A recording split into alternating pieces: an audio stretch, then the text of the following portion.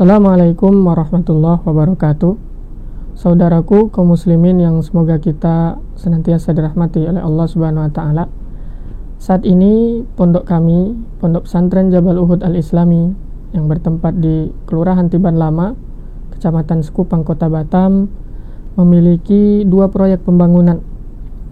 Proyek yang pertama yaitu pembangunan gedung setinggi 2 lantai, di mana gedung ini akan dipergunakan oleh para santri putri penuntut ilmu dan penghafal Al-Quran sebagai asrama dan lokal yang nantinya akan terkoneksi dengan Masjid Putri.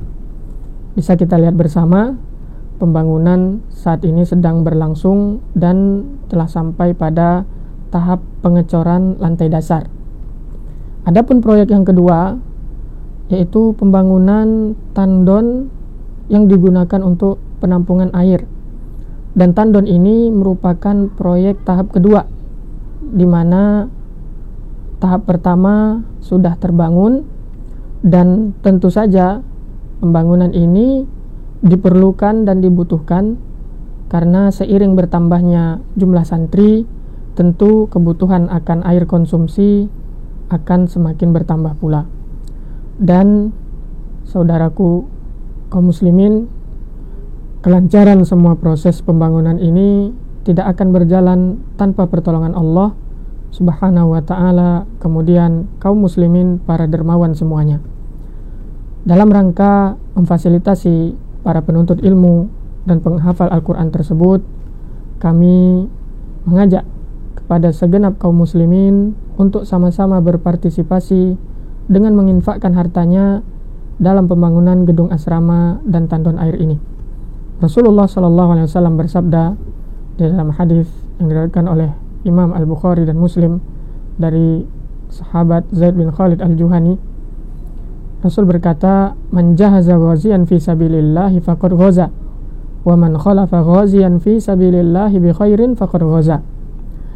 Barang siapa yang membantu perlengkapan orang yang berjihad di jalan Allah, maka sungguh dia juga telah ikut berjihad. Dan barang siapa yang membantu keluarga seorang yang berjihad di jalan Allah dengan suatu kebaikan, maka dia pun juga telah ikut berjihad. Ibnu Utsaimin rahimahullah berkata, pelajaran yang bisa dipetik dari hadis ini bahwasanya setiap orang yang menolong orang lain dalam melaksanakan ketaatan kepada Allah, maka dia akan mendapatkan pahala yang sama dengan orang-orang yang ditolongnya. Saudaraku yang semoga dirahmati oleh Allah Subhanahu wa taala, apabila kita menolong seorang penuntut ilmu dalam menyediakan fasilitas asramanya, kemudian fasilitas minumnya, maka insya Allah kita pun akan mendapatkan pahala seperti pahala yang didapati oleh para penuntut ilmu tersebut tanpa mengurangi pahala mereka sedikit pun. Mudah-mudahan Allah Subhanahu wa taala menghadiahkan keikhlasan kepada kita semua. Aqulu qauli hadza, tsumma assalamu alaikum warahmatullahi wabarakatuh.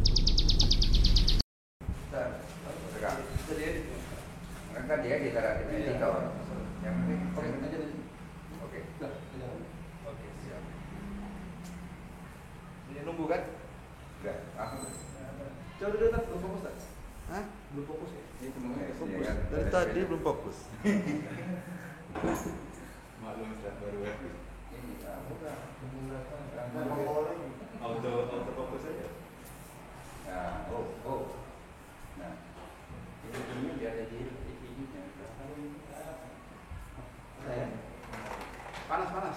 Ini kayak gini enggak? Nah, jangan semua. Nampak? Nah, berjalan kan? Nah.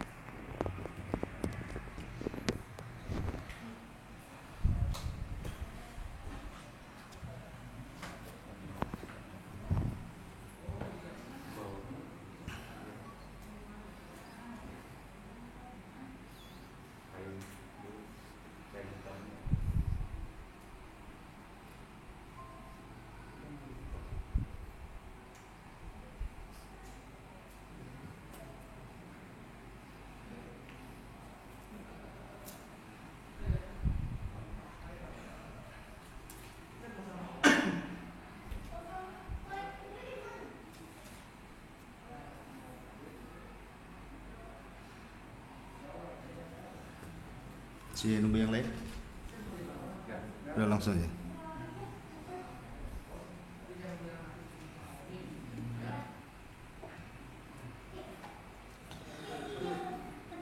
Bismillahirrahmanirrahim. Assalamualaikum warahmatullahi wabarakatuh.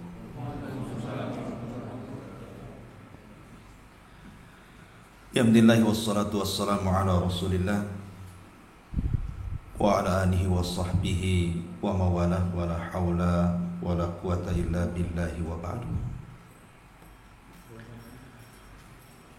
Alhamdulillah, di malam ini kita bisa kembali duduk di majelis ilmu,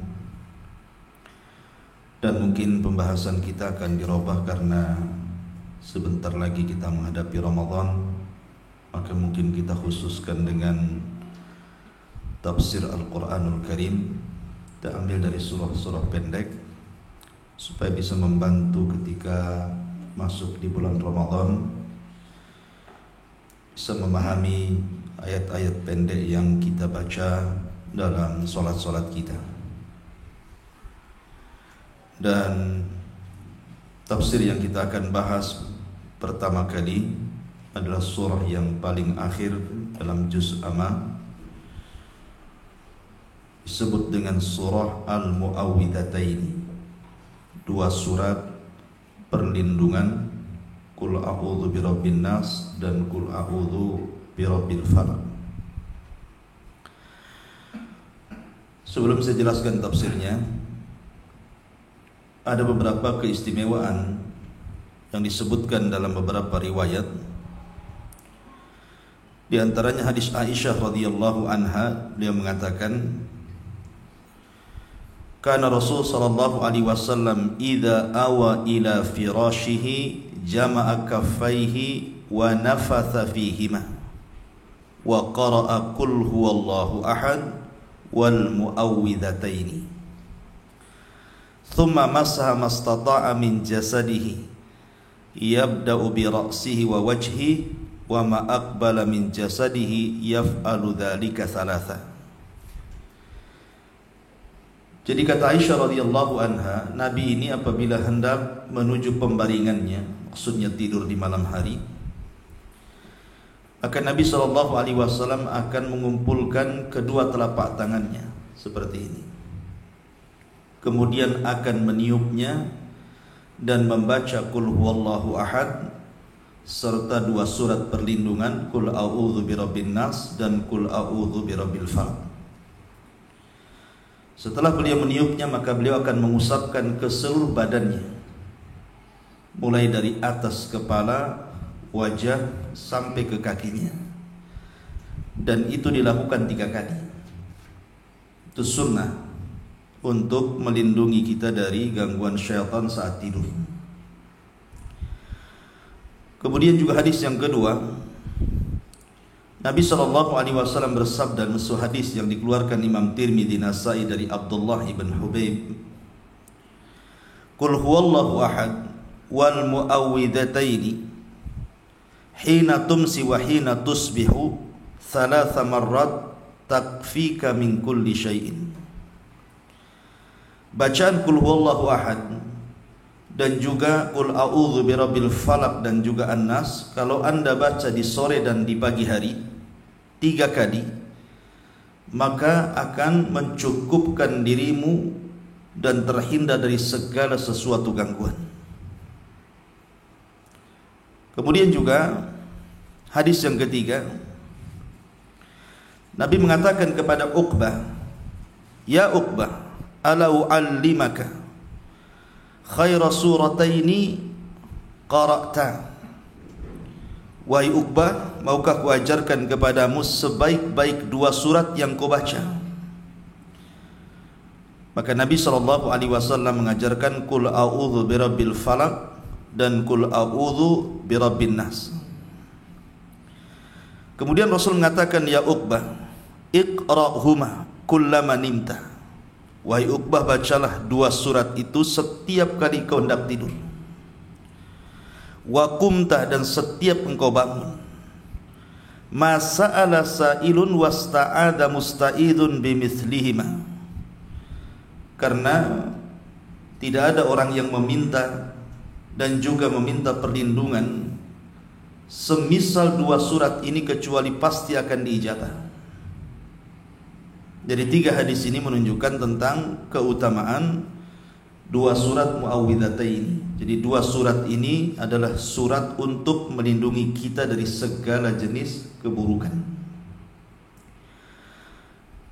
Kita baca ayatnya. Saya kira antum sudah hafal karena ini surah favorit antum dalam salat. Bismillahirrahmanirrahim. Qul a'udzu birabbil falaq min syarri ma khalaq wa min syarri ghasiqin idza waqab wa min syarri naffatsati fil 'uqadi wa min syarri hasidin idza hasad. Bismillahirrahmanirrahim. Qul a'udzu birabbin nas malikin nas ilahin nas min syarril waswasil khannas alladzi waswisu fi sudurin nasi minal jinnati wan nas. Dua surat ini ada khilaf para ulama tentang turun di mana. Ada yang mengatakan bahwa keduanya turun sebelum hijrah. Dalam ilmu usul tafsir disebut Makkiyah. Ada juga yang mengatakan bahwa dua surat ini turun di Madinah setelah hijrah Nabi SAW, atau dalam istilah usul tafsir namanya Madani.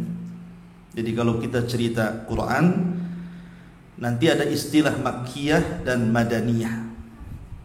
Definisinya bukan turun di Mekah dan Madinah, bukan. Tapi definisinya adalah hijrah. Jadi ayat yang turun sebelum hijrah disebut Makkiyah. Ayat yang turun setelah hijrah walaupun turun di Mekah adalah Madaniyah. Itu maksudnya. Seperti surah Al-Maidah ayat 3 turun di Mekah, padahal Madani karena turun setelah hijrah. Itu maksudnya. Tentu ketika ulama mengatakan, ada yang mengatakan Makkiyah, tentu ada alasan. Sebagaimana ulama yang mengatakan Madaniyah juga ada alasannya. Alasan ulama yang mengatakan bahwa dua surat ini adalah Makkiyah, turun sebelum hijrah, karena jatuh setelah surah Quraisy, kemudian suratul Ikhlas. Dan dua surat ini semua Makkiyah. Lalu apa kaitannya suratul Quraisy ini, li'ila fi Quraisyin, dan juga Al-Ikhlas qul huwallahu ahad, sehingga dikaitkan dengan dua surat ini kemudian disimpulkan ini adalah Makkiyah?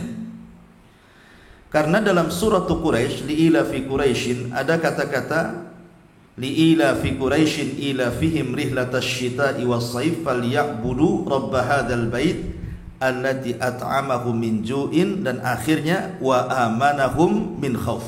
Ada kata-kata wa amanahum min khauf, dan Allah berikan keamanan dari rasa takut. Dan keamanan ini datang dari Allah. Dan rasa takut itu timbul dari kejahatan-kejahatan luar dan kejahatan-kejahatan dalam. Dan dua-duanya dicantumkan dalam dua surat ini. Kalau suratul Falaq menceritakan kejahatan dari luar, kalau suratul Nas menceritakan kejahatan dari dalam diri kita. Nanti kita jelaskan tafsirnya. Jadi rasa takut itu yang dari luar ataupun dari dalam, kita bisa hindari dengan cara apa? Qul a'udzu birabbil falaq, qul a'udzu birabbin nas, berlindung dengan Rabb Falak dan berlindung dengan Rabb Nas, Rabb manusia. Adapun jatuh setelah suratul Ikhlas, karena setiap ibadah yang kita panjatkan kepada Allah harus ikhlas, baik dalam bab isti'anah, bab isti'adzah, bab tawakal, ataupun bab-bab yang berkaitan dengan ibadah hati. Maka tidak boleh diselewengkan kecuali kepada Allah, termasuk isti'adzah, meminta perlindungan. Karena dalam suratul Jin Allah mengatakan, innahu kana rijalun minal insi ya'udzuna birijalin minal jinni fazaduhum rahaqa.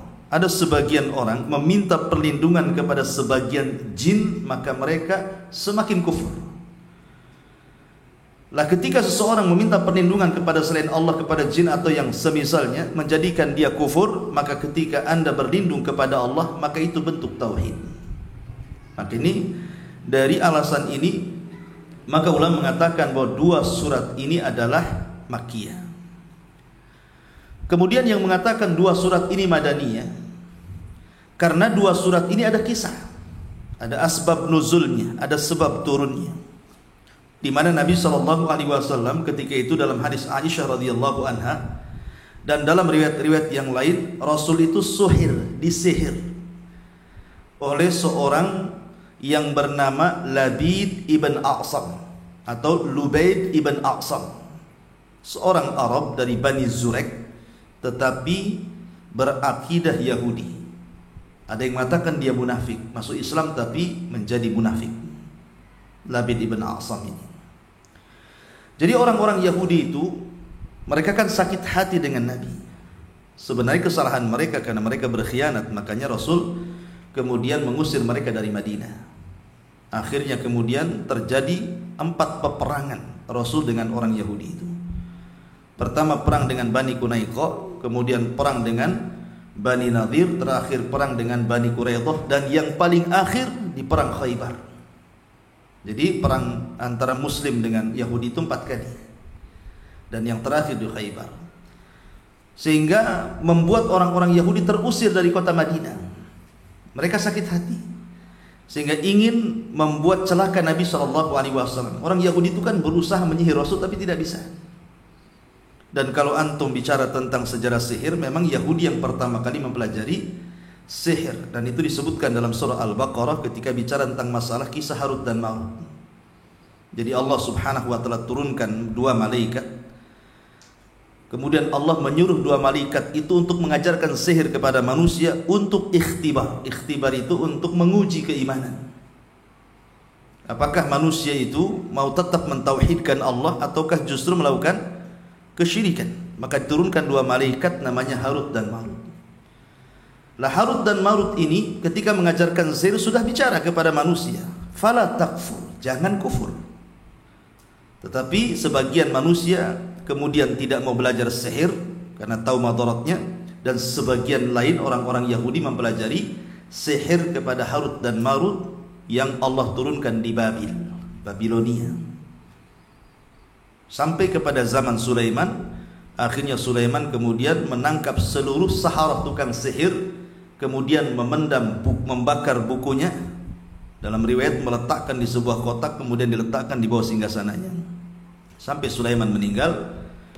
Kemudian datanglah Harut dan Marut mengajarkan sihir untuk supaya membedakan antara wahyu yang Allah turunkan kepada Nabi Sulaiman dan sihir, karena orang Yahudi menyangka Sulaiman itu raja sihir. Masa mungkin Sulaiman bisa menundukkan jin angin kalau tidak punya sihir gitu. Nah, akhirnya kemudian mereka menyangka, sampai hari ini orang Yahudi mengatakan Nabi Sulaiman tukang sihir. Maka Allah Subhanahu wa taala bantah dengan menurunkan ayat wattaba'u ma tatlu syayatina ala mulki Sulaiman wa ma kafara Sulaiman walakinna syayatina kafaru yu'allimuna an-nasa as-sihra wa ma unzila 'alal malakaini bi Babila Harut wa Marut. Intinya bahwa ini kisah lain panjang kalau cerita Harut Marut, bahwa orang-orang Yahudi itu sudah terbiasa melakukan sihir, dan mereka yang pertama kali belajar sihir.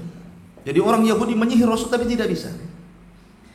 Lah di Arab ini terkenal ada tukang sihir yang sakti namanya Labid ibn A'sam, dan dia seorang munafik, seorang Arab dari Bani Zurek. Kemudian karena dekat dengan orang Yahudi, akhirnya memiliki keyakinan Yahudi. Lah orang-orang Yahudi ini datang kepada Labid ibn A'sam, memberikan banyak hadiah, banyak uang, dengan banyak sekali kenikmatan dunia untuk merayu Labid supaya mau menyihir Rasul. Akhirnya Labid pun sepakat dengan upah sekian-sekian, maka dia pun mulai mempraktikkan sihirnya. Diutusnya anak-anak perempuannya untuk mencuri sisir dan rambut Rasul yang terlilit di sisir itu. Dan jumlah rambut yang terlilit di sisir yang dicuri oleh putri-putri Labid itu sesuai dengan jumlah ayat dalam 2 surat ini. Berarti dalam surah Al-Falaq ada 5 ayat, dan 5 ayat ya. 1, 2, 3, 4, 5, 6 ayat. 5 ayat dan dalam surah An-Nas 6, berarti 11 rambut Rasul. Jadi 11 rambut Rasul terlilit di sisir yang dicuri oleh putri-putri Labi bin Asam. Dan itu disebut namanya uqad. Nanti disebut di dalam Al-Quran, wa min syarri nafathati fil uqad. Uqad itu bahasa kitanya buhul. Dan sihir yang paling kejam itu kalau sudah menggunakan buhul. Karena yang disihir Nabi, bukan orang biasa gitu ya. Kalau orang biasa tidak perlu pakai buhul, nah ditiup saja, kena sihir. Tapi kalau Nabi kan tidak mungkin, dia harus sihir yang maha dahsyat, makanya menggunakan buhul. Makanya dalam dunia perdukunan, sihir yang menggunakan buhul itu sihir yang paling jahat. Karena Rasul ketika disihir pakai buhul, dan buhul itu diambil dari orang yang akan disihir. Makanya terlilit 11 rambut Rasul diambil. Kemudian juga dicampur dengan tal'un nakhlin. Tal'un nakhlin itu artinya kan kurma tidak mungkin berbuah kecuali dikawinkan dengan jantannya. Ya, dan jantan itu nanti berbuah kecil kemudian dikawinkan. Nah, ada bunga-bunga apa macam, pokoknya saya tidak tahu itu untuk mengawinkan kurma itu. Ya, menggunakan itu juga sebagai buhulnya. Namanya tal'un nakhl dalam bahasa Arab. Jadi setelah kemudian Labid bin Asam memantra-mantrai dan dibantu oleh putri-putrinya, karena satu keluarga ini tukang sihir masalahnya. Bapak dengan anak-anak putrinya semua tukang sihir. Ya Rasul dikeroyok gitu ya. Lah subhanallah, dengan izin Allah subhanahu wa ta'ala, Allah hendak menguji nabinya. Sihir itu pula sampai kepada Rasul karena tujuannya dua: membunuh Nabi SAW atau membuat gila Nabi SAW. Itu tujuannya ya, membunuh atau membuat Rasul gila supaya tidak dipercaya lagi dia seorang Nabi kan, membawa wahyu. Itu sasarannya. Tetapi sihir itu tidak banyak berpengaruh, maksudnya tidak bisa membunuh Rasul dan tidak menjadikan gila, tetapi mempengaruhi rambut dan mata Nabi SAW. Sehingga Nabi SAW yukhayal, dihayalkan seolah-olah dia mendatangi istrinya, padahal tidak. Seolah-olah dia junub kemudian mandi junub, padahal tidak junub. Jadi hayalkan seperti itu. Artinya Nabi SAW dibuat lemah badannya tetapi tidak terpengaruh dengan akalnya. Kalau akalnya tidak terpengaruh sama sekali, artinya tidak ada kaitan dengan masalah wahyu. Lah Nabi SAW kena sihir ini cukup lama. Dalam beberapa riwayat ada yang mengatakan 40 hari, ada yang mengatakan 6 bulan, ada yang mengatakan 1 tahun. Jadi menunjukkan bahwa pengaruh sihir ini cukup lama. Untuk menghilangkan sihir cukup lama. Dan kemudian setelah Nabi SAW terkena sihir selama itu, yang masyhur memang sittata asyhur, 6 bulan. Yang paling masyhur itu Rasul terkena sihir 6 bulan. Jadi Nabi SAW dilihatnya oleh Aisyah radhiyallahu anha ini agak aneh gitu kan, pelupa orangnya. Kemudian Aisyah radhiyallahu anha bicara dengan Nabi SAW, cobalah engkau meminta fatwa kepada Rabb. Maka ketika itu Rasulullah SAW berdoa terus berdoa di rumah Aisyah radhiyallahu anha dari ba'da isya sampai mendekati subuh. Kemudian Rasul tertidur. Ketika itulah maka datang 2 malaikat, Jibril dan Mikail. Ada yang mengatakan 2 malaikat dan tidak disebut namanya. Yang satu berdiri di kepala Rasul, Jibril, dan Mikail di kaki Nabi SAW. Kata Jibril kepada Mikail, ada apa dengan Muhammad ini? Maka Mikail mengatakan, matbub, orang ini kena sihir. Kemudian siapa yang menyihirnya? Kata Jibril. Kata Mikail, yang menyihirnya seorang Yahudi Bani Zurek namanya Labid ibn Aqsam. Kemudian dengan apa dia menyihirnya? Bimishtah wa musyatah, dengan sisir dan rambut yang terlilit di sisir itu, serta untuk membuahi kurma. Kemudian diletakkan di mana buhul itu? Buhul itu diletakkan di sebuah sumur ya, yang dekat dengan Masjid Nabawi, yang punya adalah seorang laki-laki dari Bani Zurek. Namanya Sungai Nahwan. Yang mengatakan Rahwan nama sumur itu, karena di sekitar Masjid Nabi itu banyak sumur. Ada sumur namanya sumurnya Abi Talha, namanya sumur Bayruha gitu ya. Ada juga sumur yang dibeli Utsman bin Affan radhiyallahu anhu yang kemudian airnya diinfakkan kepada kaum muslimin. Ada juga banyak sumur, salah satunya sumur yang dimiliki Bani Zurek yang kemudian diletakkan buhul, karena buhul itu kan tidak jauh dari orang yang akan disihir. Di sekitar situ saja buhul itu. Tadi letakkan di samping rumah, kadang-kadang digantung di rumah, kadang-kadang disembunyikan di genteng, di atap, di lemari, macam-macam. Ya. Karena biasanya tidak jauh-jauh dari orang yang akan disihir. Fadhal. Ya. Masih ada tempat, tolong kasih jalan. Ya. Jadi akhirnya kemudian Nabi SAW selama 6 bulan itu terkena sihir. Lah ketika kemudian Jibril datang, dari situlah kemudian turun surah Muawwadataini. Jibril meruqyah Rasul dengan menurunkan 2 surat ini. Mulailah Jibril membaca qul a'udzu birabbil falaq min syarri ma khalaq wa min syarri ghasiqin idza waqa min syarri nafathati fil 'uqad min syarri hasidin idza hasad bismillahirrahmanirrahim qul a'udzu birabbin nas malikin nas ilahin nas min syarri al-waswasil khannas alladzi waswisu fi sudurin nas minal jinnati wan nas. Jadi setiap satu rambut yang sudah dimantrai dengan nama-nama syaitan, berarti 11 nama syaitan diletakkan di 11 rambut Rasul. Setiap membaca satu ayat maka lepaslah buhulnya. Satu ayat lepaslah buhulnya. Satu ayat lepas buhulnya. Akhirnya dengan 11 ayat yang dibaca Jibril, lepaslah seluruh buhul yang mengikat Nabi SAW, dan Rasul pun terbebas dari sihir selama 6 bulan itu. Cukup lama. Ya. Dan terkena sihir Nabi SAW adalah sebuah bukti bahwa Rasul bukan malaikat. Rasul sama dengan kita manusia, terkadang kena sakit gitu ya. Karena Nabi ketika kena sihir itu Rasul merasakan sakit luar biasa, tapi Rasul sabar. Sebagaimana dikatakan Imam Ibnul Qayyim, Rasul memberikan contoh bagaimana adab orang sakit, sabar, tidak boleh mengeluh. Jadi Rasul sabar sampai akhirnya berdoa dan berdoa. Maka kata para ulama, siapa yang merasa terkena sihir kemudian terus berdoa, maka biasanya Allah tampakkan buhul dalam tidurnya. Jadi dimimpikan padanya di mana letak buhulnya, itu akan dikasih tahu. Karena Rasul begitu, dia berdoa ketika tidur, kemudian digambarkan buhulnya terletak di sumur tadi. Maka banyak berdoa ya, kalau sudah merasakan gak enak ya, ataupun memang orang ini sakit, ke dokter bingung ini penyakit apa gitu kan. Tidak tahu, sudah di rongsen di ini di itu, nggak tahu juga dokter gitu ya. Boleh jadi mungkin terkena sihir. Banyak berdoa, meruqyah diri sendiri, boleh jadi kemudian ditampakkan dalam mimpinya buhulnya diletakkan di mana, tinggal cari kemudian dimusnahkan. Karena setelah kemudian buhul itu diketahui, maka Rasul mengutus Ali bin Abi Thalib, ada yang mengatakan juga bersama Ammar bin Yasir dan Zubair bin Awam, kemudian datang ke sumur itu. Setelah kemudian melihat buhulnya, maka bunga-bunga kurma itu seperti kepala-kepala syaitan, dan airnya berubah menjadi kuning. Ketika itu Ali radhiyallahu anhu menyarankan kepada Rasul, bagaimana kalau kita ambil, biar saya turun ke sumur itu, kita musnahkan.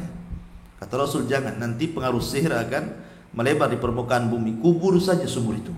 Akhirnya dikubur di sumur itu. Lah pertanyaannya, kenapa Rasul tidak membunuh Labid bin Asam? Dia kan sudah jelas-jelas menyihir Rasul, tapi Rasul membiarkan. Kata para ulama, karena Rasul takut akan fitnah.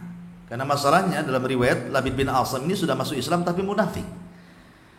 Membunuh orang munafik pasti akan terjadi fitnah, karena di zaman Rasul susah membedakan mana mukmin, mana munafik masalahnya. Mana sahabat, mana munafik itu susah dibedakan. Karena mereka berkumpul semua di hadapan Rasul, sholat bersama Rasul, jihad bersama Rasul, semua bersama Nabi, sehingga tidak bisa dibedakan. Sehingga kalau Rasul membunuh satu di antara orang munafik, nanti orang-orang menyangka Muhammad membunuh sahabatnya, dan ini akan terjadi fitnah. Maka Rasul membiarkan Labid ibn Asam ini, biarkan hidup. Dan itu thariqah dakwah Nabi SAW, namanya jalbul manafi akhdul manafi muqaddam ala jalbil mafasid, ya, mendahulukan yang mencegah sebuah kerusakan. Jalbul daf'ul mafasid muqaddam ala jalbi al manafi, mencegah adanya kerusakan lebih utama dibandingkan mengambil manfaat. Membunuh Labid bin Asam ada manfaatnya, tapi kerusakannya nanti besar. Makanya Rasul mencegah, lebih baik jangan ada kerusakan daripada mengambil manfaat gitu maksudnya ya. Taib ini di mana surat ini disebut madani karena ada kisah Labid bin Asam tadi. Makanya kejadian ini kan di Madinah. Kejadian tersihirnya Rasul itu di Madinah setelah hijrah Nabi SAW. Makanya sebagian ulama mengatakan bahwa dua surat ini disebut madani, turun setelah hijrah. Taib.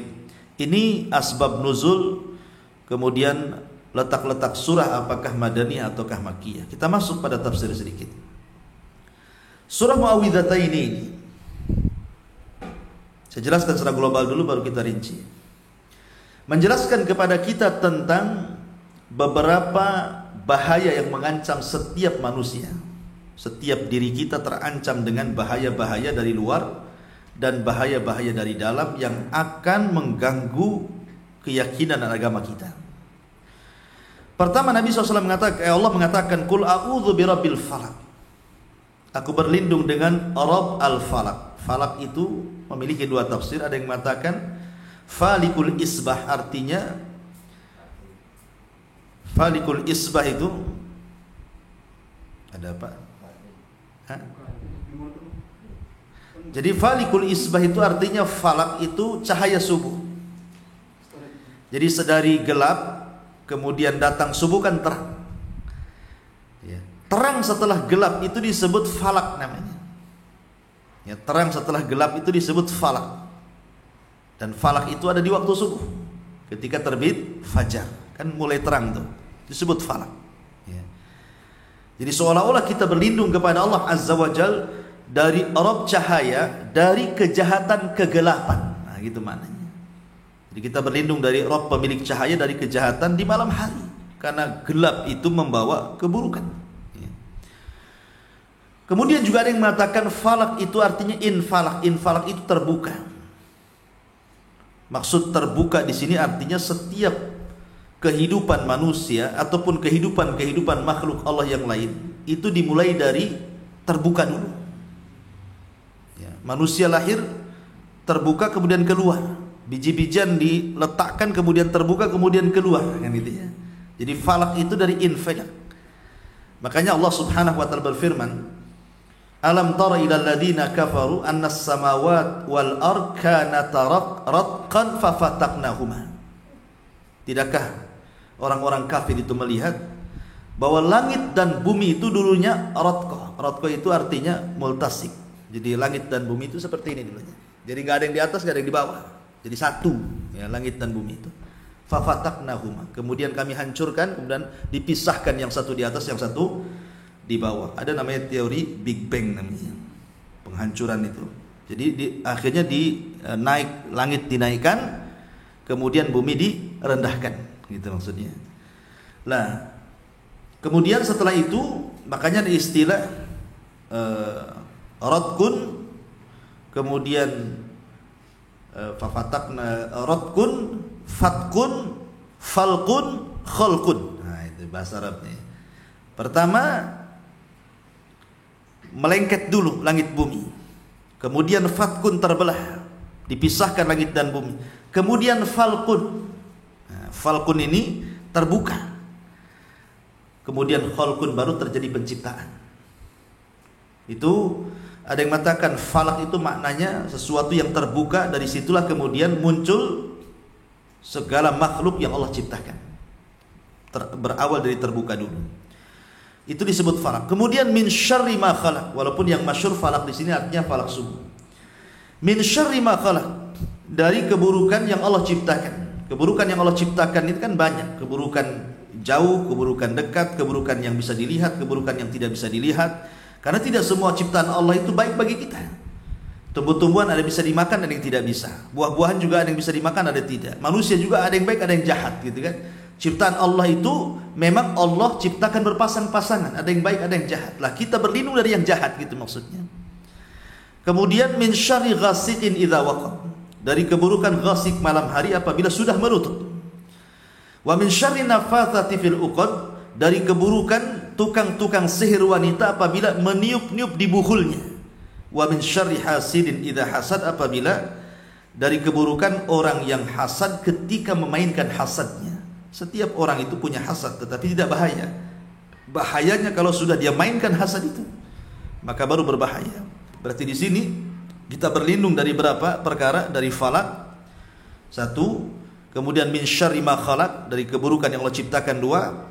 Kemudian min syarri ghasikin idza waqab, dari gelap apabila tertutup. Kemudian yang keempat dari tukang-tukang sihir. Kemudian yang kelima dari hasad. Ini semua dari luar. Ini semua dari luar, ya.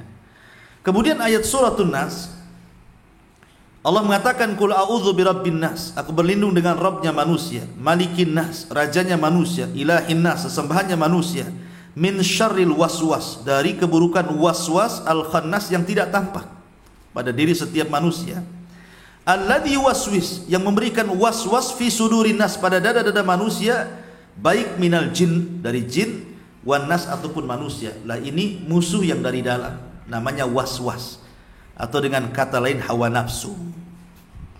Dan yang paling bahaya adalah musuh dari dalam. Makanya Allah meminta kepada kita berlindung dari 3 nama Allah: Rabb, Malik, Ilah.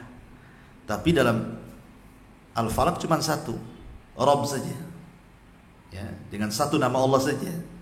Tapi dalam An-Nas 3 nama Allah kita berlindung. Kenapa? Karena kejahatan dari dalam jauh lebih jahat dibandingkan kejahatan dari luar. Makanya berlindung dari 3 nama Allah sekaligus. Ya. Taib, kita rinci. Qul a'udzu birabbil falaq, aku berlindung dari Rabbnya falak. Para ulama ikhwan, apabila datang di malam hari, orang-orang soleh itu mengingatkan mereka dari Jahannam. Karena Jahannam itu gelap. Jadi orang-orang soleh ketakutan di malam hari. Makanya mereka bangun sepertiga malam kemudian tahajud karena ketakutannya. Maka apabila kemudian datang waktu falak, waktu subuh, maka mereka bahagia. Kenapa? Seolah-olah mereka telah terkeluar dari kegelapan menuju cahaya. Bukan hanya manusia, sebagian makhluk Allah yang lain juga merasakan seperti itu. Apalagi di hari Jumat, karena kiamat itu terjadi di hari Jumat, di malam hari. Kalau malam yang terjadi kiamat sudah tidak ada falak lagi di subuhnya itu, tidak ada cahaya. Kalau malamnya kiamat tidak ada cahaya. Makanya di hari Jumat hewan-hewan itu biasanya mereka menunggu, ketakutan kalau terjadi kiamat. Baru setelah terbit falak cahaya, maka hewan-hewan itu mereka akan bersuara bahagia, tidak terjadi kiamat. Itu maksudnya. Ya. Jadi falak itu kita berlindung dari Rabb falak dari kejahatan, kegelapan. Karena biasanya kejahatan itu identik dengan kegelapan. Kejahatan itu identik dengan kegelapan. Min syarri ma khalaq, dari keburukan yang Allah ciptakan. Dan ini sebagai ujian. Allah kan menciptakan ada yang baik, ada yang buruk, itu sebagai ujian. Wa nablukum bisyarri wal khairi fitnah. Kami uji kalian dengan sesuatu yang baik dan yang buruk, kan gitu. Artinya Allah berikan kekayaan juga ujian, Allah berikan kemiskinan juga ujian. Tidak semua ujian itu berbentuk keburukan, walaupun umumnya seperti itu, tapi juga kebaikan terkadang ujian. Lah, ada makhluk-makhluk Allah itu yang Allah ciptakan memang untuk menguji manusia. Seperti antum punya kawan-kawan antum, ada yang baik, ada yang hasad, kan itu ya. Ada yang sombong, ada yang tawadhu gitu. Ada yang baik, suka ngasih bantuan, ada yang kikir, medit, pelit, apa lagi istilahnya, kedekut, bakhil, macam-macam. Jadi begitulah Allah menyuruh kita untuk berlindung dari setiap keburukan yang Allah ciptakan. Baik keburukan itu jaraknya jauh ataupun dekat, baik keburukan itu nampak ataupun tidak nampak, maka kita berlindung dari setiap keburukan yang Allah ciptakan.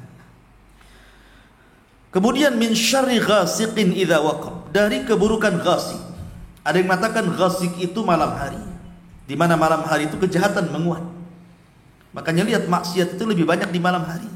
Diskotik malam hari, orang dugem malam hari, apalagi prostitusi malam hari, rampok juga malam hari, kan itu ya. Sampai sibuk ada CCTV kalau malam-malam dinyalakan, siang tak dinyalakan gitu. Karena memang kegelapan itu menguatkan kekuatan setan. Makanya ketika Musa hendak melawan tukang-tukang sihir, Fir'aun memilih waktu duha, tidak di waktu malam. Musa yang memilih di waktu duha, karena tahu bahwa kekuatan setan itu melemah di siang hari dan menguat di malam hari. Makanya dari situ kita berlindung dari ghasik. Ini penafsiran yang pertama. Penafsiran yang kedua, ghasik itu artinya purnama. Purnama itu pertengahan bulan 13, 14, 15 bulan purnama. Makanya ada puasa Ayyamul Bid katanya. Jadi purnama itu adalah sebuah penyebab kekuatan setan itu menguat. Makanya terkadang kita lihat di film-film gitu ya dulu ya, mungkin yang antum zaman jahiliyah masih suka nonton ini. Kalau sudah hari Jumat, bulan purnama, suara anjing pula menggonggong, serem lah itu udah. Gitu ya. Jadi makanya Rasul ketika Aisyah radhiyallahu anha hendak melihat purnama, apa kata Rasul? Ya Aisyah, ista'idzu bil qamar. Wahai Aisyah, hati-hati berlindung kepada Allah dari bulan. Ya, dari bulan. Ya. Memang bulan itu indah. Tetapi bukan berarti kita menikmati keindahan tanpa kita isti'adzah. Karena di dalam bulan purnama itu syaitan sedang menguat kekuatannya. Nah dari sini ikhwatu fillah muliakan Allah Azza wa Jalla, makanya kenapa ada syariat di pertengahan bulan itu untuk melemahkan kekuatan setan. Pertama bekam, itu kan di pertengahan bulan sunnahnya. Kemudian puasa Ayyamul Bid. Ya, kenapa disyariatkan dua syariat ini? Bekam dan puasa untuk melemahkan kekuatan setan. Ya. Karena di pertengahan bulan itu biasanya menguat, bukan hanya setan, lautan pun menguat. Karena ketika purnama kan pasang tuh. Ya, yang kedua juga darah kita juga naik. Ya. Sehingga mudah dipengaruhi oleh setan. Mudah emosi, marah-marah gitu ya. Itu disebut ghasik. Ada juga ghasik itu sesuatu yang tidak tampak. Kejahatan di malam hari yang tidak tampak. Berarti mencakup binatang-binatang malam yang berbisa, ular, kalajengking, apa kan? Termasuk juga virus-virus. Ya, bakteri-bakteri, termasuk juga corona itu. Ya, di malam hari itu nyebarnya. Ya, makanya ketika kita membaca surat ini juga salah satunya untuk terhindar dari bakteri-bakteri, virus-virus yang akan mengancam jiwa kita. Nah, itu juga ghasik namanya. Ya, idza waqab, apabila sudah menutup. Kemudian juga wa min syarri naffatsati fil 'uqad. Nafasat menggunakan muannas tidak mudzakkar. Menggunakan perempuan bukan laki-laki. Jadi yang meniup-niup itu kan sihir perempuan. Kenapa Allah menggunakan kalimat perempuan dan tidak laki-laki? Karena biasanya tukang sihir perempuan itu lebih sakti dibandingkan tukang sihir laki-laki. Jadi kalau perempuan jadi dukun itu lebih kuat kekuatannya dibandingkan laki-laki jadi dukun. Lihat peramal-peramal dunia itu. Mama Loren atau siapa? Loreng ke Loren? Nah. Ya, jadi lihat perempuan kan? Ya, karena memang Allah yang mengatakan nafasat. Ya, dukun-dukun perempuan itu kalau sudah mempraktikkan perdukunannya lebih sakti dibandingkan dukun laki-laki. Kenapa? Karena sebab.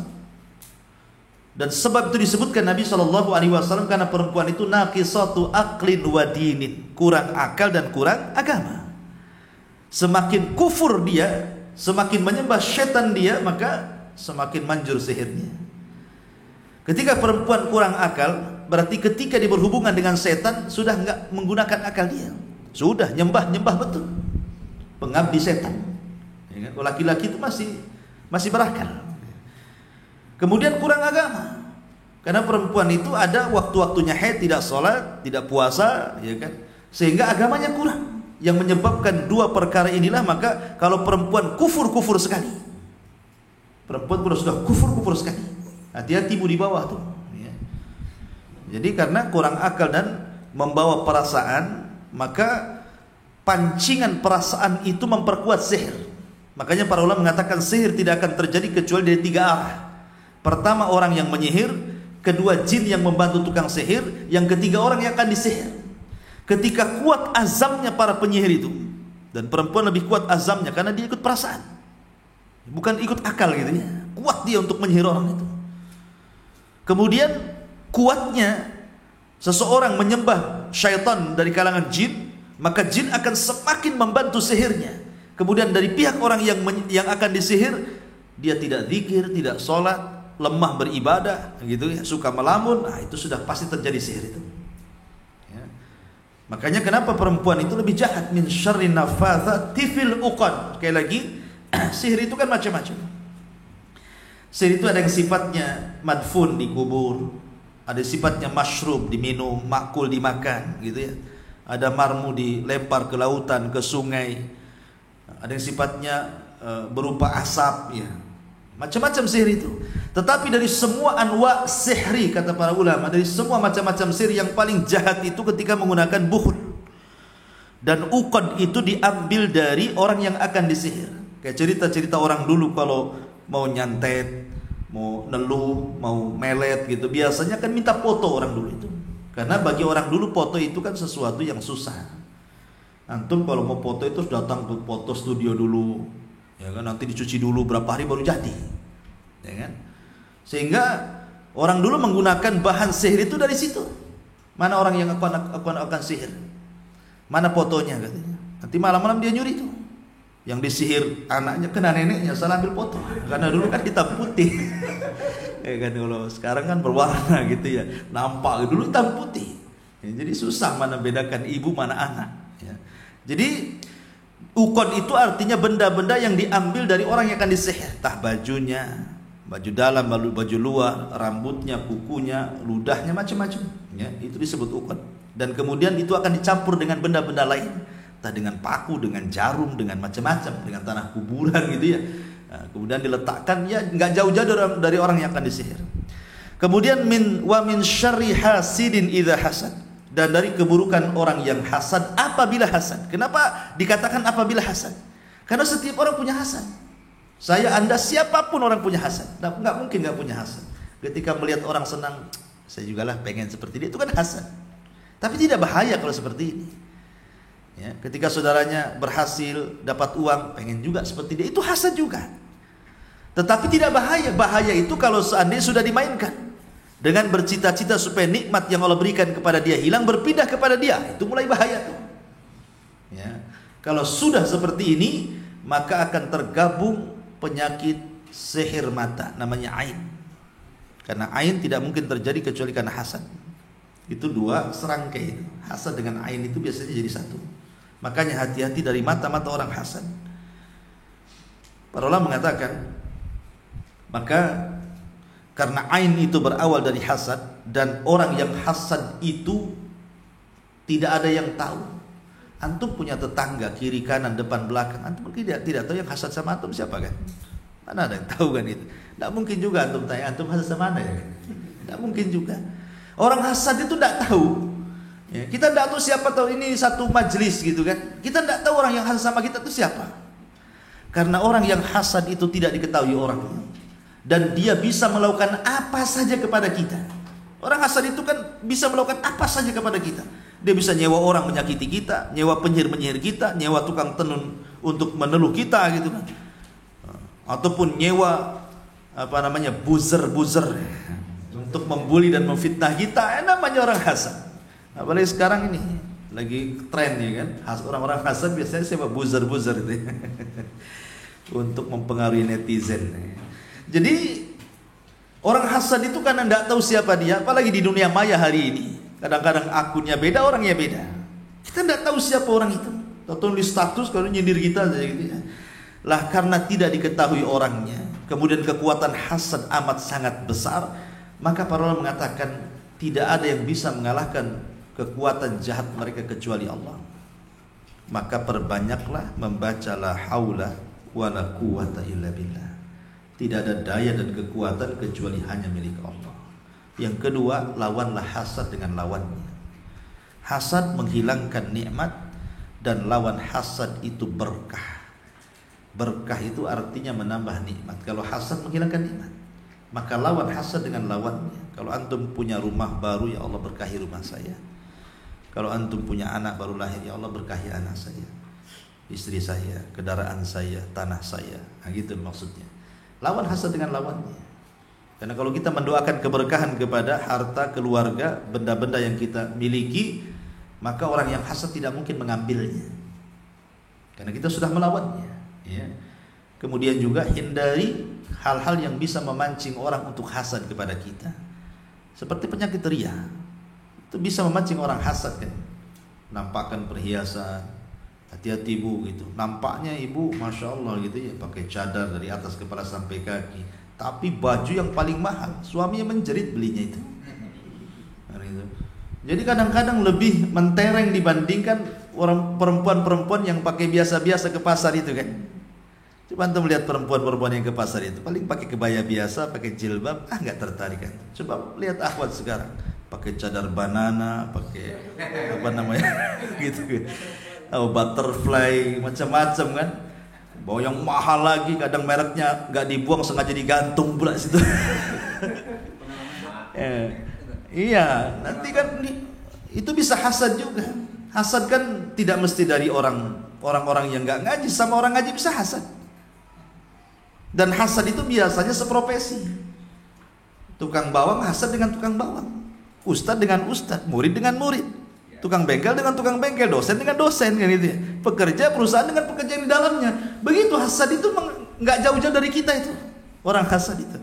Lah karena mereka dekat dengan kita dan kita tidak tahu siapa mereka itulah, maka 3 perkara tadi jaga. Ya, saya ulangi 3 perkara tadi. 1, mintalah kekuatan kepada Allah untuk melawan mereka. Yang kedua, lawan hasad dengan lawannya. Yang ketiga, jangan memancing orang untuk hasad. Makanya kenapa kalau antum mengundang manusia, namanya antum ada akikah, ada walimah, pokoknya ngundang orang ke rumah, gitu ya. Maka berdoa kepada Allah, mudah-mudahan orang yang datang itu tidak membawa hasad. Baca ayat ini. Min syarri hasidin idza hasad. Karena terkadang orang ramai itu awalnya saja mereka buat senang kita. Oh, ketawa ketiwi, satu hilang, antum pula bertengkar dengan istri pula. Habis ketawa-ketawa bertegar.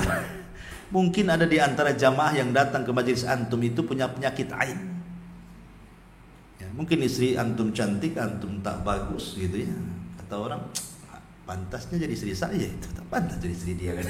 Gitu. Jadi orang hasad kan macam-macam. Makanya aneh coba orang nikah itu dipajang.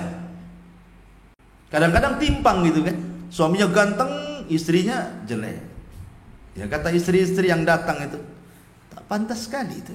Yang satu hitam, yang satu putih, tak putih jadi ya. Gitu. Ya. Jadi itu kan membawa hasad yang hati yang seperti itu. Makanya kenapa kalau pernikahan coba laki-laki sendiri, perempuan sendiri nggak ada yang orang hasad, nggak tahu. Yang akhwat nggak tahu, yang ikhwan nggak tahu yang akhwat. Ya, makanya itulah pentingnya kita menjaga syariat ini supaya terhindar dari berbagai macam keburukan. Ini surah Al-Falaq. Kemudian suratul Nas. Cepat saja karena juga waktu. Qul a'udzu birabbin nas. Aku berlindung dengan Rabb manusia. Rabb itu terangkai dari 3 kata. Allah itu pencipta, Allah itu pengatur, Allah itu penguasa. Itu disebut Rabb. Ya. Rabb itu pencipta, pengatur, penguasa. Tidak ada pencipta kecuali Allah, tidak ada pengatur kecuali Allah, tidak ada yang menguasai kecuali Allah. Jangan ada sebagian gunung, sebagian lautan menguasai selain Allah. Oh, sebagian lautan ini kuasai Nyi Roro Kidul. Di sini Nyi Roro Ngetan, sini Nyi Roro Ngulon. Gitu. Nggak boleh, karena semua kekuasaan di laut itu hanya Allah. Di gunung juga sama. Oh, di gunung ini yang menguasai mbah ini. Nggak bisa. Semua yang menguasai Allah, karena Allah itu disifati dengan Rabb. Malikin Nas, raja manusia. Raja manusia itu artinya tidak ada yang merajai di seluruh alam semesta kecuali Allah. Makanya ketika hari kiamat terjadi, Allah dengan kerajaannya, kekuasaannya bisa memusnahkan semua makhluknya. Manusia mati, jin mati, malaikat mati, gunung hancur, langit roboh, semua dihancur-hancurkan. Ketika itu Allah mengatakan, limanil mulkul yaum. Kalian tahu siapa yang berkuasa hari ini? Tidak ada orang menjawab, sudah mati. Maka Allah jawab sendiri, lillahil wahidil qahar. Untuk Allah yang maha esa dan maha kuat lagi perkasa. Itulah maliki yaumiddin. Kemudian ilahin nas, ilah manusia yang disembah. La ilaha illallah, tidak ada sembahan yang berhak disembah kecuali Allah. Uluhiyah. Ya. Dari apa kita berlindung? Dari 3 nama Allah Azza wa Jalla sekaligus ini. Min syarril waswas, dari keburukan waswas. Waswas itu saut, suara yang membisikkan jiwa. Bisa suara baik sehingga mempengaruhi kebaikan, bisa waswas itu suara jahat yang kemudian mempengaruhi kejahatan kita. Makanya disebut khannas, Susah. Tidak tahu siapa yang membisikkan. Karena kejahatan dalam diri manusia itu bersumber dari dua. Pertama dari hawa nafsu, yang kedua dari syaitan. Hawa nafsu melahirkan syahwat dan syaitan melahirkan syubhat. Kalau orang sudah menggabungkan dua penyakit syahwat dan syubhat, pasti jadi orang paling jahat di bumi. Karena penyakit manusia cuma dua ini. Syahwat merusak agama. Kemudian syahwat merusak akhlak. Syubhat merusak agama. Setan kan intinya supaya agama kita rusak dia. Bukan supaya akhlak kita ini rusak. Terkadang setan itu menyuruh kita untuk berbuat baik, tetapi sengaja supaya ria, supaya nggak diterima itu amalannya. Makanya setan itu datang hanya merusak agama saja dia, supaya jadi temannya dia di jahanam kan. Tapi syahwat yang sumbernya hawa nafsu ini ikhwan, itu merusak akhlak kita. Disuruhnya kita minum khamar, disuruhnya kita berzina, disuruhnya kita berjudi, berbohong, berdusta, menggibah, dan begitu seterusnya itu. Dibuat rusak kita ini sama hawa nafsu. Kalau syubhat itu bisa diatasi dengan cara apa? Belajar. Dengan cara istiqamah, dengan cara ibadah, dengan cara zikir, hilang syubhat itu. Siapa yang membaca surah Al-Baqarah 3 kali di rumahnya, maka akan menghindarkan dari setan. Setan akan lari 3 hari dari rumah. Bisa kita hindarkan dia dari setan. Tapi siapa yang bisa mengusir hawa nafsu? Hawa nafsu itu letaknya di jantung antum. Kalau antum datang ke rumah sakit, dok tolong keluarkan hawa nafsu, sama dengan mengeluarkan jantung. Habis itu antum mati, jantungnya nggak ada. Ya kan? Jangankan jantungnya nggak ada, yang ada aja kena jantung mati. Ya, kaget gitu. Itu yang ada jantungnya bisa mati tuh. Ganti jantung pisang. Jadi hawa nafsu itu tidak bisa dihilangkan, makanya bahaya. Kalau setan kan bisa dihilangkan, bisa kita usir setan itu dengan zikir, dengan baca Quran bisa hilang. Tapi hawa nafsu siapa yang bisa ngusir? Makanya karena hawa nafsu itu musuh abadi dalam setiap manusia, kita hanya bisa menekan, bukan membuang. Bukanlah orang yang kekar, kata Rasul, orang yang pandai bergulat, tapi orang yang kekar itu orang yang bisa menekan hawa nafsunya. Hawa nafsu ditekan. Ya, ketika melihat orang maksiat, sabar untuk tidak maksiat. Ketika ada orang menggibah, sabar untuk tidak menggibah. Ya Bu ya, ada kawannya menggibah-gibah orang, sabar untuk tidak menggibah, keluar dari majelis itu. Ya, jangan pula mendengarkan, memang tak ngomong kuping jalan. Kan ada gitu ya. Dan jangan pula kemudian menjadikan suaminya ikut menggibah. Dan suami pun jangan pula kemudian memancing istri untuk menggibah. Ada apa cerita tentang dia katanya. Ditanya pula sama suaminya, ada apa ribut-ribut? Urusan mereka, mau ribut mau diam urusan mereka. Kenapa antum tanya-tanya orang gitu kan? Karena itu memancing istri mencari tahu akhirnya. Dicari tahu, oh iya, itu mau cerai. Kata suaminya, alhamdulillah, bisalah poligami dengan saya istri. Intinya ikhwatu fillah muliakan Allah Azza wa Jalla, bahwa hawa nafsu itu bahaya. Hawa nafsu itu alladzi yuwaswis. Lihat kalimat waswasa yuwaswisu. Itu kan harokatnya ada fathah, ada kasrah, fathah, kasrah. Ya, karena jiwa itu berubah-ubah. Ya, kadang baik, kadang jahat, kadang baik, kadang jahat. Orang jiwa kan seperti itu ya. Kadang sudah bawa duit tuh mau infak tuh, mikir belum didak ini, nggak jadi. Kadang-kadang sudah ikhlas, betul-betul sudah berangkat, istri pula telepon, bang kemarin janjiin mau beli pakaian katanya. Kemana ini abang? Padahal sudah meluncur ke Jabal Uhud tuh, balik deh. Ya. Jadi was-was itu memang berubah-ubah dia. Karena ada dua bisikan, pertama dari qarin. Karena setiap manusia itu punya qarin, jin, maka akan berikan was-was yang jahat. Yang kedua ada malaikat. Jadi orang itu ada raqib dan atid, ada malaikat hafazah, dan ada malaikat-malaikat yang berikan was-was, kebaikan, positif gitu ya. Ada qarin, jin jahat yang selalu kemudian berikan was-was keburukan. Makanya kemudian di sini ada kalimat yuwaswis, karena memang was-was itu berubah-ubah. Ya. Fi sudurinas, yang ada dada-dada manusia, minal jinnati wan nas. Terkadang was-was itu dari jin qarin ataupun dari hawa nafsu itu sendiri. Muncul was-was itu. Dan kalau sudah berkumpul dua perkara ini, was-was dari jin dan was-was dari manusia, sudah orang ini jadi jahat. Orang itu ikhwan sebelum tidur pasti diikat tengkuknya 3 ikatan. Antum, saya, siapa saja, orang yang tidur itu pasti diikat tengkuknya. Karena apa namanya, tengkuk sini ya. Ya, tengkuk. Jadi tengkuk itu mudah diikat oleh syaitan. Karena otak manusia itu kalau dalam Al-Quran terbagi menjadi dua, ada otak depan dan otak belakang. Otak di depan disebut ubun-ubun, dalam bahasa disebut nasiyah, nasiyatin biyadi. Ubun manusia itu di tangan kata Allah. Artinya ubun-ubun manusia tidak bisa dikuasai syaitan. Tapi kalau Barat membagi otak, ada otak kanan, otak kiri gitu ya. Kalau kita Islam membagi otak depan namanya ubun-ubun, otak belakang namanya tengku. Nah, setan itu hanya bisa menguasai tengku saja. Jadi setiap orang tidur itu diikat tuh tengku kita 3 ikatan. Kalau dia bangun di sepertiga malam akhir, maka lepas 1 ikatan. Kalau antum wudu, lepas 2 ikatan. Kalau antum sholat subuh atau sholat tahajud, maka lepas 3 ikatan. Ketika pagi hari antum akan baik jiwanya dan akan rajin, tidak akan malas. Walaupun dia kurang tidur malamnya. Karena yang membuat orang jelek hatinya, yang membuat orang malas itu karena ada ikatan yang mengikat di lehernya itu. Nah, coba saja antum lakukan seperti itu. Kalau antum bangun 3:30, kemudian wudu, kemudian sholat gitu kan, pagi harinya itu kayaknya seger gitu, bercahaya wajahnya. Tapi kalau tidur saja, sudah jam 12 tidur, ya, jam 12 siang tuh, bangun asar, nanti bisa tidur lagi. Nanti subuh itu masih ngantuk tuh biasanya. Padahal sudah cukup dia tidur itu ya. Kenapa? Karena ada ikatan. Bayangkan coba, kalau 10 hari orang itu tidak bangun di pagi hari, tidak sholat subuh, tak ruwet tuh benang di belakang tuh. Berapa ikatan betul-betul setiap hari 3. Benang layangan saja susah kita mau ngurai gitu ya. Nah, kalau setahu tak berapa itu benang itu mengikat-ikat di sini. Lah, setan itu kalau sudah mengikat, maka dia akan mudah masuk dari jalan darah. Karena setan itu masuk dari jalan darah. Makanya salah satu teori ruqyah itu ada sistem bekam untuk mengeluarkan setan dari darahnya. Ya. Majra dam ibni Adam. Inna syaitan yajri majra ibni Adam. Dam ibni Adam. Setan itu masuk dari jalan darah manusia.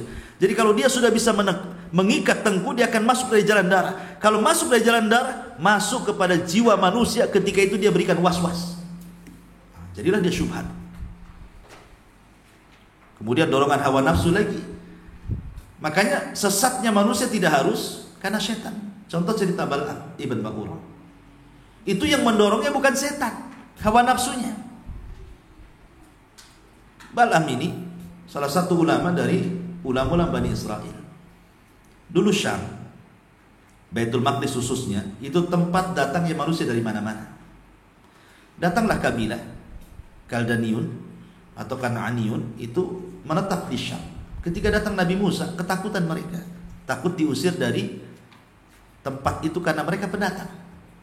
Sudah kaya, takut diusir dengan Nabi Musa, kemudian Bani Israel akan ditempatkan di situ. Maka para pembahasannya datang kepada Bal'am. Kau kan seorang ibadah, doamu manjur. Kalau kau berdoa kecelakaan, pasti mereka celaka. Awalnya nggak mau. Bahasa kitanya edan kan. Itu yang saya doakan tuh Nabi gitu. Nggak mau saya. Kan itu bahasanya. Akhirnya hari-hari dibujuk, harta. Ya, nggak bisa juga, akhirnya leleh juga dia. Itu hawa nafsu yang dorong dia. Mau juga akhirnya dengan dunia itu. Jadi yang menyesatkan Bal'am itu bukan dari setan, tapi hawa nafsunya. Melihat dunia terus, akhirnya jadilah hawa nafsunya. Ketika dia berdoa kecelakaan kepada Nabi Musa, doanya tidak manjur. Di situ dia nyesal. Khasirat dunya wal akhirah. Rugi dunia, rugi akhirat. Tapi kadang sudah terlanjur, ya. Sudah dapat dunia, sudah dapat upah, tetap dia bagaimanapun harus mencari trik menghancurkan Musa dan Bani Israel. Maka dikirimlah wanita-wanita dan dikatakan siapapun yang bisa melakukan perzinahan 1 kali saja dengan 1 Bani Israel sudah cukup. Maka dibuatlah wanita itu cantik-cantik, dikirim ke pasukan Bani Israel. Rupanya 1 pula orang pilihan Nabi Musa berzina dengan wanita itu. Maka dari situ tidak perlu diserang, kalah, turun azab taun. 70.000 mati dalam sehari. Gara-gara 1 maksiat hancur 1 negara itu namanya. Ya, apa namanya? Bahasa kinayahnya itu. Yang sebelanga itu. Itu bila si titik hancur. Iya. Intinya bahwa hawa nafsu, makanya Allah mengatakan apa? Fa'atba'ahu syaitanu fakana minal ghawin. Ketika Bal'am sesat, setan yang ikut dia. Lihat, orang biasanya ikut setan kan? Ini setan ikut Bal'am. ya. Bisa juga. Karena dorongan hawa nafsu. Jadi tidak mesti dari gangguan setan orang sesat itu. Jadi orang malas ibadah, orang malas taat itu tidak mesti dari setan. Dari bawaan kita memang malas gitu maksudnya. Karena setiap orang itu punya hawa nafsu.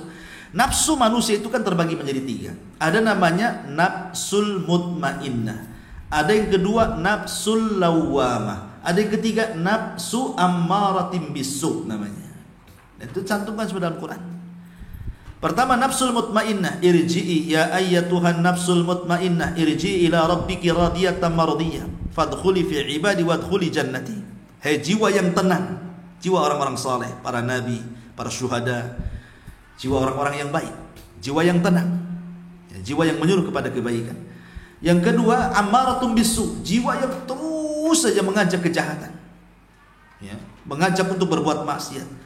Kemudian, dan itu disebutkan dalam Al-Quran, inna nafsa la ammaratum bisu, asal hawa nafsu itu terus memerintahkan keburukan.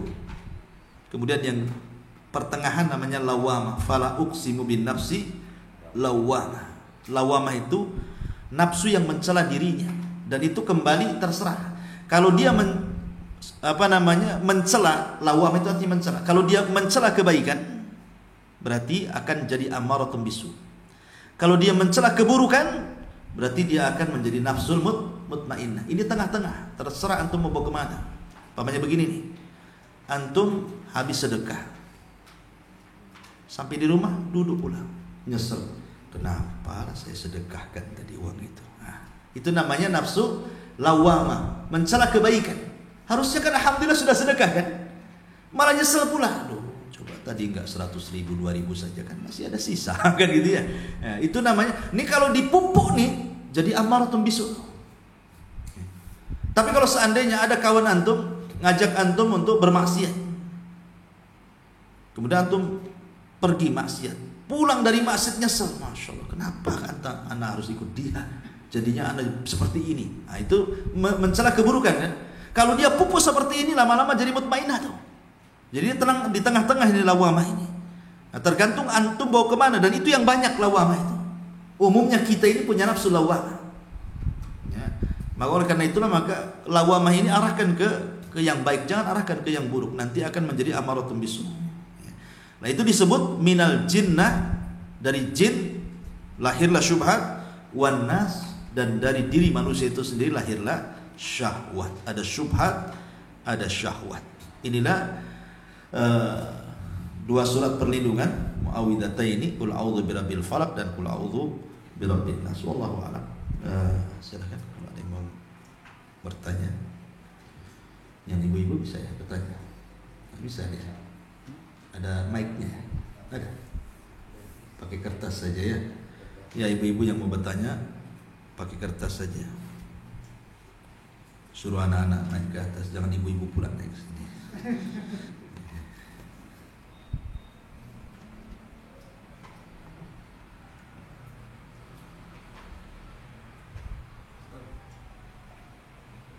Fadhal. Waalaikumsalam. Ini kan membahas masalah tadi sihir ya. Kebetulan beberapa tahun lalu istri saya tuh terkena seperti sihir. Gangguan itu ya. Iya. Jadi yang dibatalkan itu banyak gitu. Jadi utamanya itu apakah 3 surat itu atau tambah lagi Al-Baqarah yang lain-lain? Iya. Karena banyak yang dibatalkan. Maksudnya ruqyah ya, Iya, yang betul. tanyakan. Iya, alhamdulillah. Sihir itu terbagi menjadi 2. Ada sihir dunia perobatan, mengobati orang dengan praktik-praktik perdukunan. Mereka tukang sihir juga. Makanya ada bab dalam kitab tauhid namanya nusyrah, mengusir sihir dengan sihir. Jadi orang terkena sihir dukun datang pula ke dukun untuk mengusir sihir. Masuk dukun satu, ngusir dukun lain namanya. Silsilah dukun jadinya kan. Jadi kapan lepas dari dukun baru gitu. Sementara Rasul mengatakan man ata kahinan au arrafan fasaddaqahu faqad bari'a an syariati Muhammadin sallallahu alaihi wasallam. Siapa yang datang ke tukang ramal, dukun, bomo, tukang sihir, bertanya membenarkan, cukup mengkufurkan kehidupannya dengan syariat Muhammad SAW. Dan kalau hanya datang saja, bertanya tidak membenarkan, sholat yang sudah antum lakukan 40 hari itu tidak dapat nilainya, tidak dapat pahala. Tapi kalau sampai membenarkan saja, maka antum sudah kufur, murtad, sudah harus bersyahadat lagi. Kemudian yang kedua, ada tukang sihir itu tidak dalam dunia perobatan, tapi memang dunia kejahatan, membuat orang sakit, jadi terluh ya sama dia, jadi sakit, jadi lumpuh, jadi stroke, bahkan bisa bertahun-tahun. Nabi aja 6 bulan kena sihir, ada yang mengatakan setahun malah. Ya. Jadi orang kena sihir itu bisa lama tuh, bisa bertahun-tahun kadang-kadang. Bingung kenapa dia kena seperti itu. Makanya kata Nabi SAW, ketika melarang nusyrah karena itu amalan syaitan, maka dengan cara ruqyah. Ya ruqyah itu mantra-mantra dari Al-Quran atau hadis-hadis Nabi yang bisa dipahami bahasanya, maknanya, dan dikeraskan. Ya. Dikeraskan maksudnya ruqyah itu harus dibaca, bukan qomat kamit. Kalau Quran atau baca doa Allahumma rabban nas adhibil ba'si ashfi anta syafi la shifa illa shifauka shifaan la yughadiru saqama, ngomong ya, jelas, jangan sampai bisik-bisik apa itu maksudnya enggak jelas ya. Jadi harus jelas, kemudian berbahasa Arab, kemudian paham maknanya, kemudian dari nama-nama Allah atau Al-Quran dan hadis Nabi, itu baru ruqyah. Selain ini bukan. Selain itu ruqyah syirkiyah. Nah, maka ketika ada gejala-gejala orang terkena sihir itu kan macam-macam tanda-tandanya, dan kebanyakan biasanya selalu mimpi buruk. Umumnya orang terkena sihir atau gangguan setan itu biasanya kebanyakan mimpi buruk, dan dalam mimpinya aneh-aneh. Terkadang melihat simbol-simbol setan. Simbol setan itu kayak melihat anjing hitam, itu kan simbol setan. Maksudnya ada hadis yang mengatakan bahwa kalbul aswad minasyaitan, anjing hitam itu dari setan. Bukan semua anjing hitam setan, bukan. Tetapi kebanyakan setan itu, jin, kalau menyerupai itu biasanya memilih anjing yang berwarna hitam, kucing yang berwarna hitam, gagak yang berwarna hitam. Oh, hitam-hitam. Makanya dukun zaman dulu kan hitam-hitam. Mana ada putih-putih. Jadi dukun putih nanti. Iya. Jadi biasanya lewat mimpi. Dengan mimpinya melihat yang buruk, yang jahat, yang jelek, yang menakutkan, jatuh dari ketinggian, simbol-simbol setan dan yang lainnya, termasuk juga mimpi basah. Itu bagian gangguan dari syaitan. Itu kalau masih mimpi basah ada setannya. Makanya orang yang mimpi basah itu kalau kemudian bangun ta'awudz. A'udzubillahi minasyaitonir rajim 3 kali, meludah ke kiri 3 kali.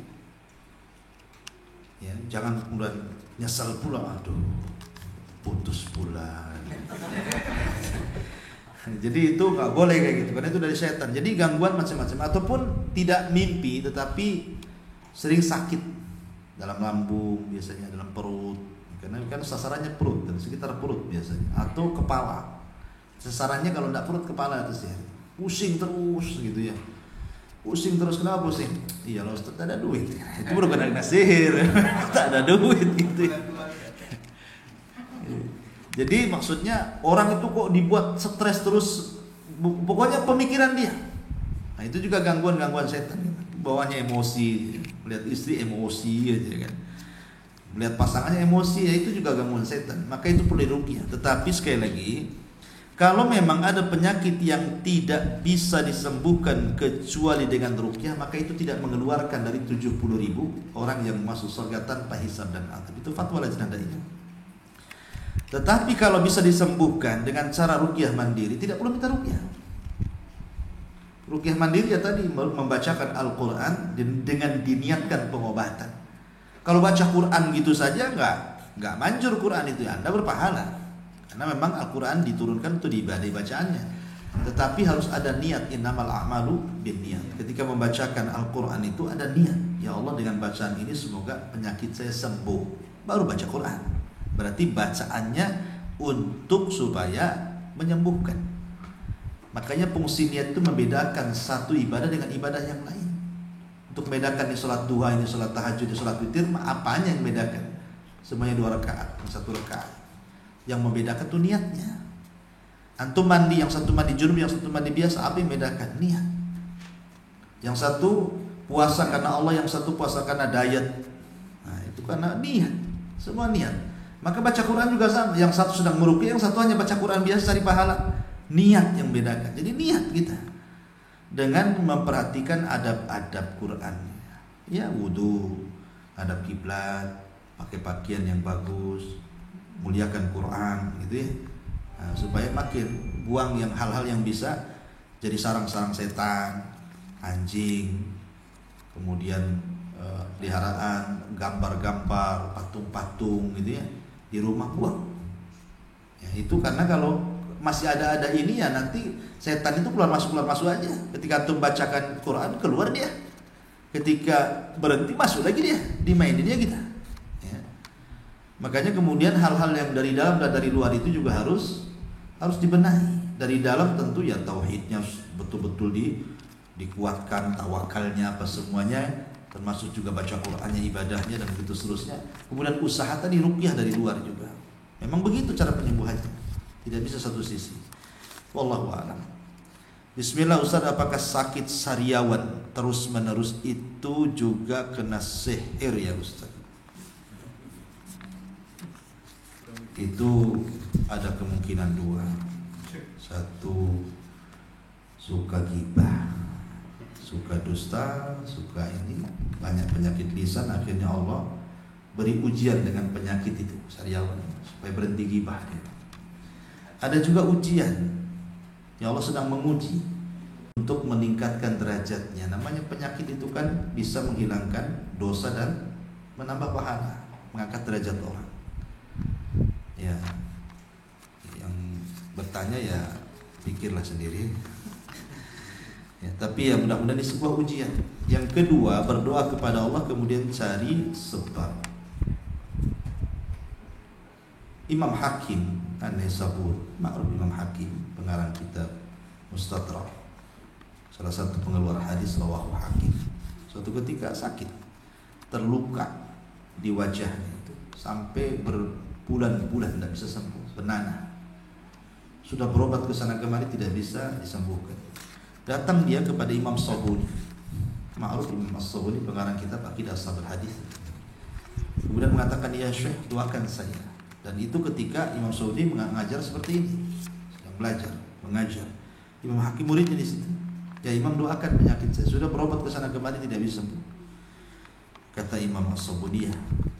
Akhirnya Imam Sabuni meminta jamaah untuk mendoakan Imam Hakim sudah sembuh. Rupanya ada salah satu jamaah Imam Sabuni perempuan, soleha, qiyamul lail, kemudian tertidur di malam hari, bermimpi pula berjumpa dengan malaikat. Kata malaikat, katakan kepada Hakim agar dia bersedekah air. Maka itu akan menyebabkan kesembuhannya.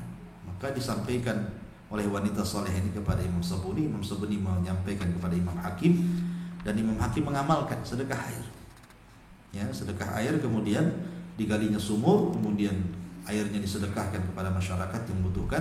Maka tidak waktu yang lama langsung sembuh. Terkadang kesembuhan itu tidak mesti datang ke dokter. Dengan sedekah juga sembuh. Ya, sedekah dan macam-macam, dengan harta, dengan zikir. Karena Rasul mengatakan setiap tasbih sedekah, tahlil sedekah, takbir sedekah, mengajak manusia kepada kebaikan sedekah. Ya, itu juga bagian daripada kesembuhan. Wallahu a'lam. Ustaz, bagaimana melihat orang yang kena sihir? Maksudnya tanda-tandanya ya, orang ini kena sihir atau tidak. Tadi sudah sebutkan, suka mimpi, suka gelisah, malas ibadah, ngamuk-ngamuk, marah-marah. Karena marah-marah itu dari syaitan. Makanya kata Rasul, kalau marah duduk, kalau dia berdiri. Kalau marah berdiri, duduk. Kalau marah juga masih duduk, ini baring.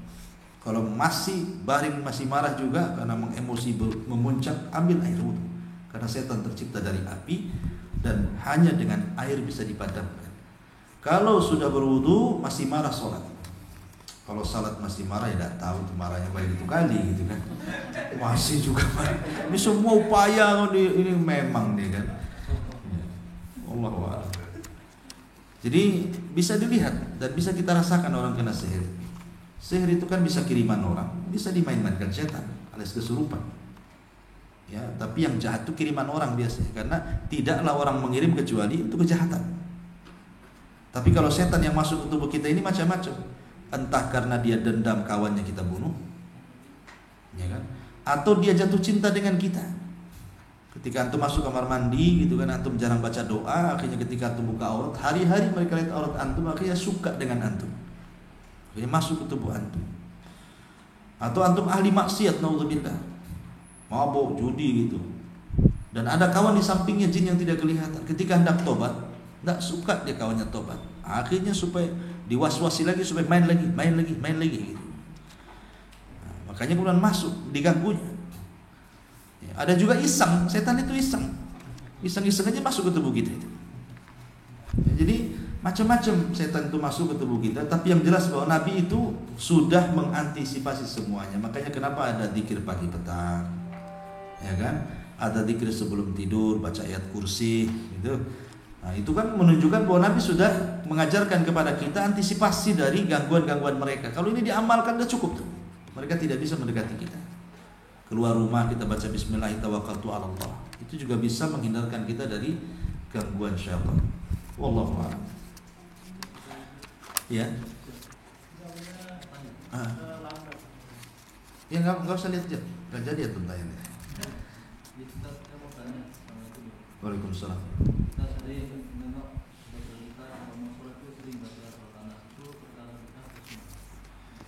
Sebelum sholat atau dalam sholat? Tidak ada syariatnya. Tidak ada syariatnya sebelum sholat membaca apapun kecuali takbiratul ihram. Sebelum sholat itu kita disuruh tahdirun niyah, menghadirkan niat. Menghadirkan niat itu artinya supaya konsentrasi gitu. Konsentrasi itu melihat sejadah yang kita akan sujud, kotorkah, ada najisnya kah, ada ini, lihat. Pakaian yang kita pakai, jangan ada kancing yang belum dimasukkan, bereskan kancingnya semuanya. Supaya ketika sholat tidak menjadi gangguan. Kadang ada orang sholat tuh asik mau masukkan kancing, susah karena lubangnya kecil. Wah, sampai rukuk dia gini-gini. Ya kan? Itu kan setan juga gangguan, karena sholat itu seseorang itu akan diganggu setan. Setan itu kan masuk ke pemikiran dan masuk ke perut orang. Perut buat bunyi-bunyi gitu kan, supaya dia was-was. Makanya Rasul mengatakan la yansarif hatta yasma sautan aw yajidariha. Jangan keluar dari sholatmu kalau baru bunyi saja, bunyi perut maksudnya, sampai ada bukti ledakannya atau baunya. Ya, kalau sudah ada bunyi dud, nah itu ledakannya sudah ya keluar dari sholat. Tapi kalau hanya kerebuk karena antum belum makan, nah itu tidak batalkan sholat. Kalau tidak berhasil dari situ, masuk dalam pemikiran. Biasanya umumnya memberitahu yang antum tidak tahu. Sebelum sholat mencari dompet tidak tahu, ketika sholat tahu pula di mana dompet antum. Kan seperti itu sholatnya. Ya. Kunci motor ini di mana ini? Ketika sholat sunnah, Allahu la haula wala quwwata, ada di bawah meja. Dia tahu memang seperti itu. Jadi setan itu mencuri khusyuk orang. Makanya kenapa orang yang selalu iltifat, namanya lagi sholat, dia mandang ke atas, mandang ke samping, itu iltifat. Itu termasuk curian syaitan. Apa yang dicuri? Khusyuk kita dicuri dia. Khusyuk kita diserang, dicuri dia. Ya. Maka jangan sampai khusyuk kita dicuri oleh setan. Karena itu yang paling berharga dalam sholat, khusyuk itu. Qad aflahal mu'minun alladzina hum fi sholatihim khusyu'un. Ya, sungguh beruntung orang-orang yang beriman yang dalam sholatnya khusyuk. Lah, khusyuk ini yang paling penting dalam sholat, jangan dicuri setan. Karena setan itu mencuri itu khusyuk kita itu. Supaya kita tidak khusyuk akhirnya melamun. Jadi khusyu'un nifaq namanya. Khusyuk nifaq itu memang mantap sholatnya, Allah, nggak bergerak. Badannya khusyuk tapi otaknya kemana-mana. Jakarta, ke Medan, ke Padang, ke pasar, kemana gitu maksudnya. Nah seperti itu. Wallahu a'lam. Baik, cukup dah. Ya. Ada lagi? Oh belum dibaca. Oh yang terakhir. Ustadz, ayah saya sebelum menikah lagi, poligami maksudnya. Ayah saya sebelum menikah lagi rajin sholat, tapi setelah menikah lagi ayah saya lupa sholat dan lupa anak-anaknya dikarenakan istri barunya. Apakah itu kena sihir? Kena sihir sama istrinya? Iya. Begini ya, Ketika Allah Subhanahu wa taala menyebutkan tentang kisah Harut dan Marut, salah satunya sihir yang banyak menyebar itu alladzina yufarriquna bainal mar'i wa zawji. Yufarriquna bainal mar'i wa zawji. Bisa memisahkan antara suami dan istri. Sihir yang paling banyak menyebar di masyarakat itu dua, syihrus sarfi wa sihrul atfi. Cuma dua. Memang ada sihir yang jahat, membunuh, meneluh, menyantet, ya. Tetapi tidak banyak. Karena yang dilakukan orang-orang seperti ini, orang-orang yang sakit hati aja. Yang sakit hati, dendam, baru dia pakai dukun, neluh kan gitu ya. Ya kalau sempat dukun betul ya, kadang juga dukun cabul pula dia. Jadi yang paling banyak dua, sihrus sarfi. Sarfi itu artinya memalingkan. Kalau atfi itu mendekatkan. Jadi kalau sarfi membuat orang cerai. Kalau atfi membuat orang lengket. Disebut dengan pelet yang bahasa kita. Itu atfi. Sihir pelet, yang kedua sihir sarfi, menjauhkan. Dan itu hubungan suami istri. Yang melakukannya salah satu dari keduanya biasanya. Karena istri takut kehilangan suami, datang ke dukun. Pasang susuk dia kan. Datang ke dukun supaya suaminya jangan poligami. Atau banyak, terutama dunia-dunia malam, wanita-wanita remang-remang. Ya, biasanya mereka untuk menglariskan dia pakai ke dukun kan. Jadi itu sihir yang paling banyak di masyarakat itu. Ya boleh jadi seperti itu. Yang kedua, mungkin tidak terkena sihir. Ayahnya memang sudah terkalahkan dengan hawa nafsunya. Dia memilih istri barunya dibandingkan Allah Subhanahu wa taala. Dia terkena sihir tapi gangguan setan dari dalam, bukan kiriman orang. Bisa juga kiriman dari istrinya, bisa juga memang setan dari dalam dan hawa nafsu yang ada dalam ininya. Sama-sama diruqyah. Ya, kalau bisa diruqyah, orang kalau meninggalkan salat ada setan di badannya itu. Karena setan itu tidak mampu melihat orang sholat. Kalau antum sholat kemudian sujud, iblis itu menangis. Kenapa iblis menangis? Dia mengatakan, dulu aku disuruh sujud, aku tak mau. Orang ini disuruh sujud, dia sujud. Maka dia pun menangis. Ya, dan dia mendapat surga. Jadi kalau lihat sujud itu iblis tidak suka. Makanya gangguan syaitan itu ketika malas sholat tadi. Apalagi tadi berimbas dari malas sholat, akhirnya kemudian tidak memperhatikan anak-anaknya. Berarti memang ada setannya dalam badan dia. Ya tidak mesti kiriman orang. Memang sudah ada setan di badan dia karena setan masuk dari jalan darah. Maka tugas anak itu satu, menasihati. Tugas anak-anaknya menasihati. Ya supaya orang tuanya sholat kembali. Mengupayakanlah supaya orang tuanya mau sholat kembali, mendoakan. Ya kalau bisa diruqyah. Cuman masalahnya mau nggak gitu ya. Karena ada orang sehat itu merasa sehat padahal sakit.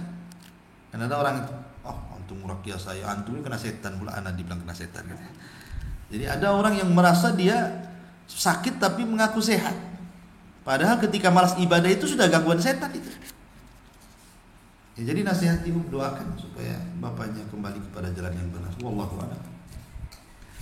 Tapi sudah 9:30, dan ada manfaatnya. Insyaallah mungkin kajian kita terus tafsir sampai Ramadan.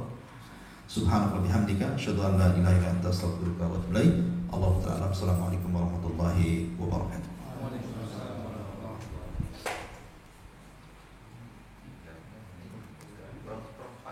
Apanya? Oh, ketipu gitu. Matikan dulu itu.